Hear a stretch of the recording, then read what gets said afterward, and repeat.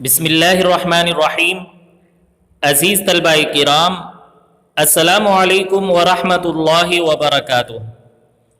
اقرا حفاظ boys secondary school کی جانب سے آپ تمام طلبہ کو عربی آن لائن کلاس میں ایک بار پھر خوش آمدید۔ گزشتہ سبق میں آپ نے الدرس الثالث السوق پڑھا تھا۔ امید کرتا ہوں عزیز طلبہ کہ آپ نے سبق میں موجود تمام الفاظ، معانی اور جملے یاد کر لیے ہوں گے، اور اسی طرح دی گئی تدریبات سبق میں آپ نے حل کر کر قاموس میں الفاظ، معانی بھی لکھ دیے ہوں گے۔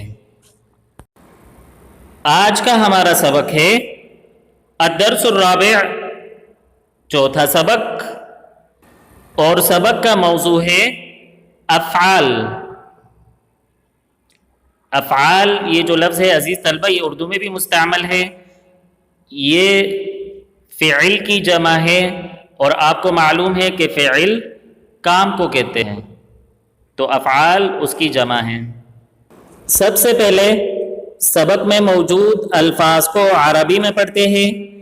آپ تمام طلبہ سے گزارش ہے کہ آپ بھی میرے ساتھ ان الفاظ کا تلفظ ادا کریں۔ یمشی، یجری، یصعد، ینزل، یجلس،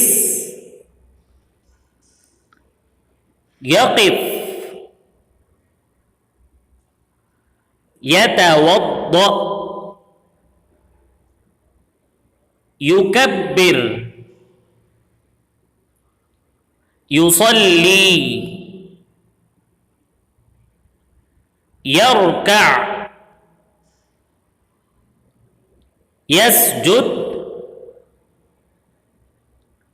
یسلم، یأکل، یشرب،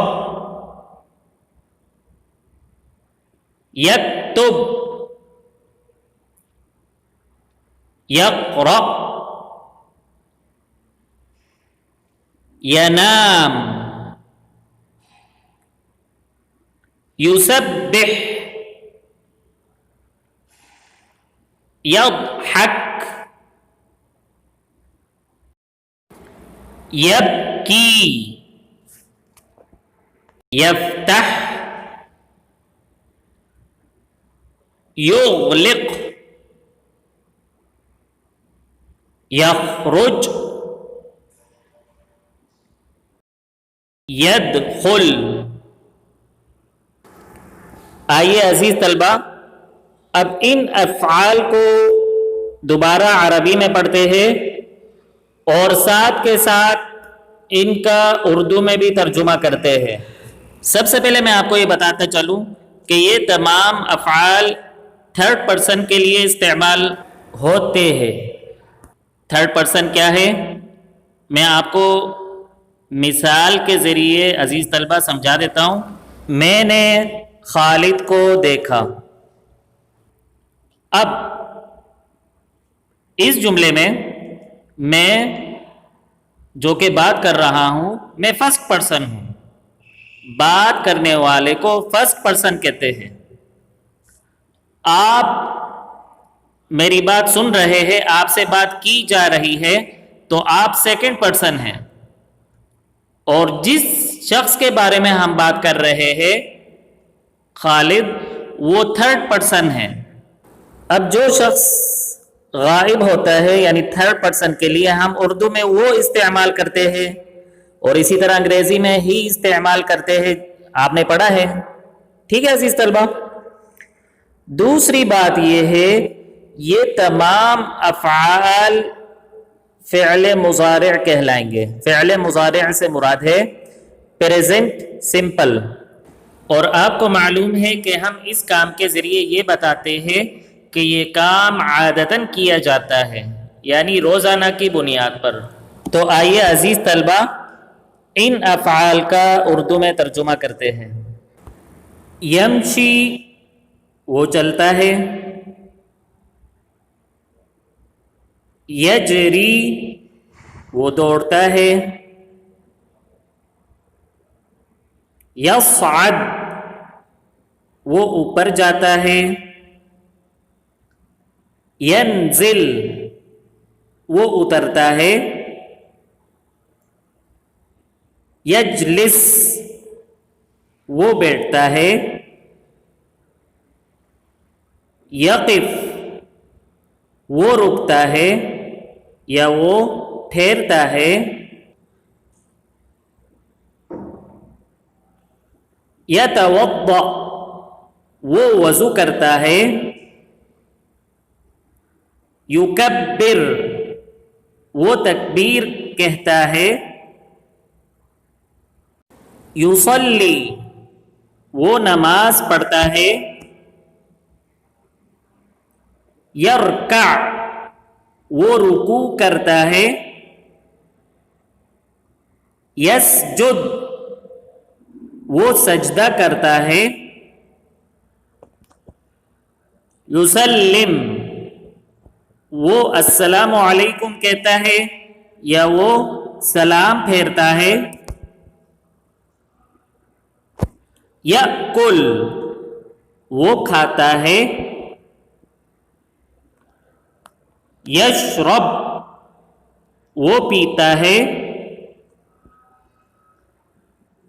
یکتب وہ لکھتا ہے،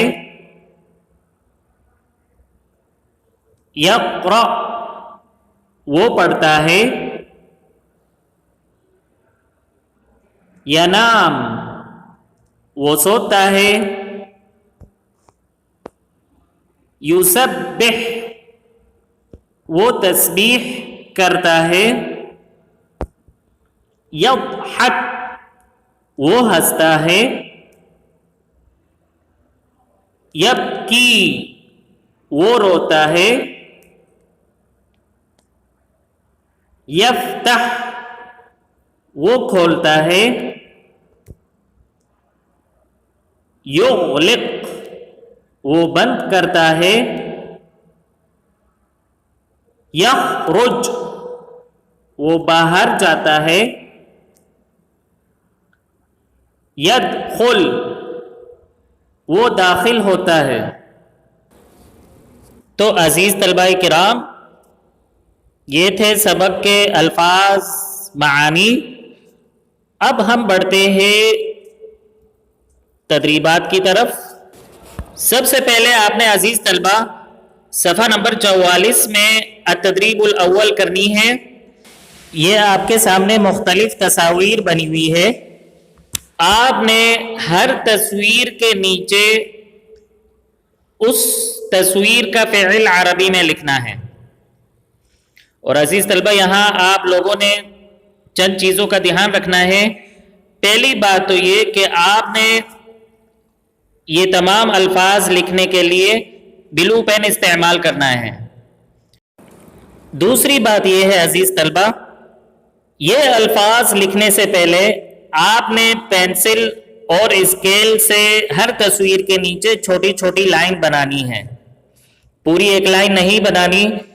میں چھوٹی چھوٹی لائن اس لیے کہہ رہا ہوں عزیز طلبہ تاکہ ہر تصویر کے نیچے اسی کا لفظ محدود رہے، یعنی وہ لفظ لائن سے آگے نہ بڑھے. تو آپ نے ان افعال کو پھر ترتیب سے لکھنا ہے. یمشی، یجری، یصعد، ینزل اور باقی تمام تصاویر میں بھی یہی کرنا ہے. ٹھیک ہے عزیز طلبہ. اس کے بعد آپ نے التدریب الثانی صفحہ نمبر 45 پر جانا ہے اور یہاں اس صفحے میں عزیز طلبہ آپ نے ان الفاظ کا ترجمہ عربی میں لکھنا ہے.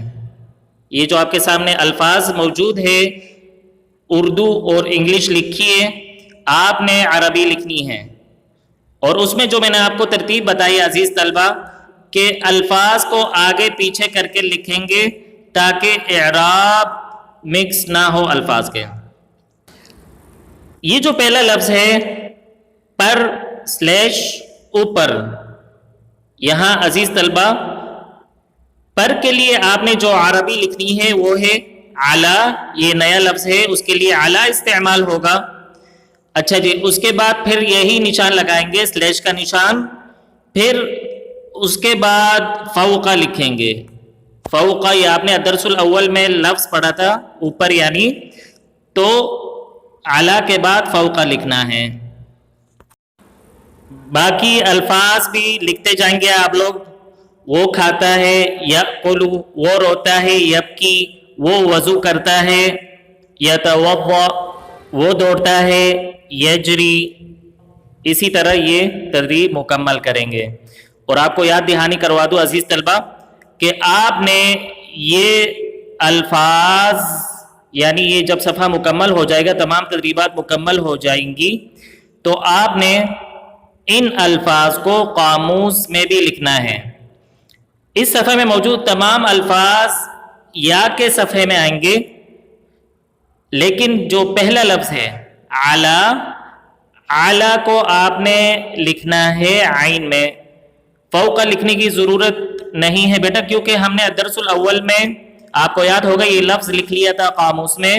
اب دوبارہ اس لفظ کو لکھنے کی ضرورت نہیں ہے. آپ صرف لکھیں گے علی، اردو میں لکھیں گے پر، اور انگلش میں آن لکھیں گے. اس کے بعد صفحہ نمبر 46 میں آپ نے التدریب الثالث حل کرنی ہے. اور یہاں اس صفحے سے عزیز طلبہ باقاعدہ جملے شروع ہو جائیں گے. آپ نے ان جملوں کا اردو سے عربی میں ترجمہ کرنا ہے. ایک بنیادی چیز جو آپ کو سمجھنی پڑے گی عزیز طلبہ کہ اردو زبان میں جملے کی ترتیب اس طرح ہوتی ہے کہ پہلے فاعل آتا ہے، پھر مفعول، اور آخر میں فعل آتا ہے. جیسے کہ آپ کے سامنے لکھا ہے استاد تختہ سیاہ پر لکھتا ہے. استاد فاعل ہے، تختہ سیاہ مفعول ہے، اور لکھتا ہے فعل ہے. لیکن عربی زبان میں ترتیب تھوڑی مختلف ہے. پہلے فعل آتا ہے، پھر فاعل، اور سب سے آخر میں مفعول آتا ہے. تو یہ آپ اپنی بک میں اس صفحے پر سب سے اوپر لکھ لیجئے یہ قاعدہ کہ پہلے فعل آتا ہے، پھر فاعل، اور آخر میں مفعول. اب پہلا جملہ ہے استاد تختہ سیاہ پر لکھتا ہے. تو عزیز طلبہ اس جملے میں جو فعل ہے لکھتا ہے، اس کی عربی ہوگی یکتبو. تو یکتبو کو سب سے پہلے لکھیں گے. اس کے بعد فاعل کون ہے؟ استاد. استاد کی عربی کیا ہے؟ المدرس. تو یکتب المدرس پر یہ حرف آ رہا ہے بیچ میں، اس کی عربی ہے علی. یکتب المدرس علی. اور تختہ سیاہ کو عزیز طلبہ السبورہ کہتے ہیں، اور یہ مفعول ہے تو اس کو آخر میں لائیں گے. تو جملہ بنے گا یکتب المدرس علی السبورہ. دوسرا جملہ ہے خالد کھڑکی کھولتا ہے. اب کھولتا ہے یہ فعل ہے جس کی عربی ہے یفتح، تو اس کو پہلے لے کر آئیں گے. فاعل کون ہے؟ کام کرنے والا کون ہے؟ خالد ہے، تو اس کو فعل کے بعد لے کر آئیں گے یفتح خالد. اور عزیز طلبہ مفعول کیا ہے؟ کھڑکی، اور کھڑکی کی عربی ہوگی النافذہ. تو جملہ بنے گا یفتح خالد النافذہ. تو باقی تمام جملوں میں آپ نے یہی کرنا ہے. یہاں ایک جملے کے متعلق آپ کو بتا دوں، وہ رکوع کرتا ہے.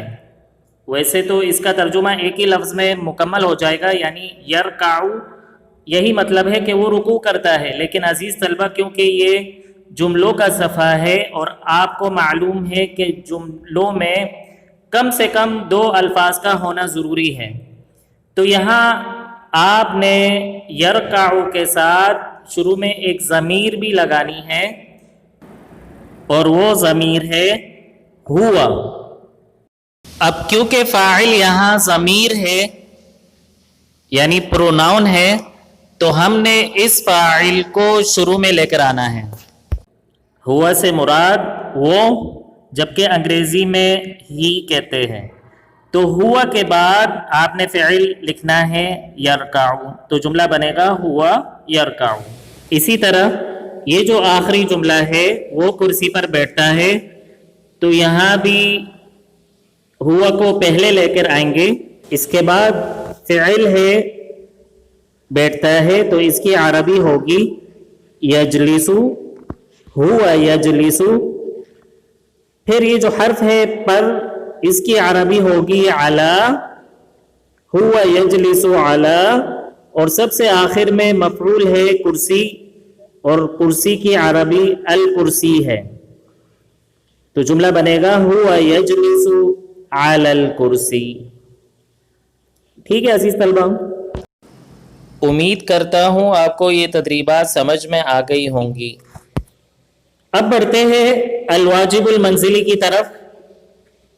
تو عزیز طلبہ، آپ تمام طلبہ سے گزارش ہے، سب سے پہلے سبق میں موجود الفاظ، معانی اور جملے اچھی طرح یاد کریں.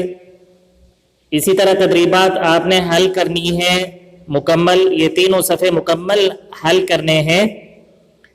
اور ساتھ کے ساتھ پھر یہ الفاظ، معانی آپ نے قاموس میں بھی کرنے ہیں.